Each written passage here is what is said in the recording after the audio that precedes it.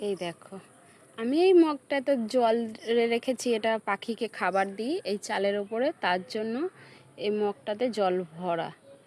তো আজকে দুপুরেই দিয়েছি জলটা। আর এই দেখো, বলে না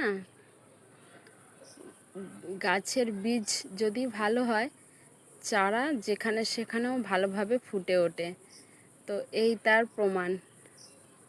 বলে না সেই পাকেও পদ্ম ফুল ফোটে, এই বীজ ভালো হতে হবে আগে, তবে চারা যেখানে সেখানেই ফুটে উঠে বেরোবে। এটা হচ্ছে প্লাস্টিকের ওপরে, টিনের ওপরে প্লাস্টিক, তার ওপরে এমনি পড়ে আছে একটা কাঁঠালের বীজ। সেখান থেকেই দেখো একটা চারা কি সুন্দরভাবে বেরিয়েছে, আর সুন্দরভাবে বেরিয়েছে চারাটা, কোনো অ্যাবনর্মাল হয়ে হয়নি। ঠিক আছে, এইটাই তোমাদের সাথে শেয়ার করার ছিল। বলো, দারুণ না ব্যাপারটা? ভীষণ ভালো লেগেছে আমার এই ব্যাপারটা। তাই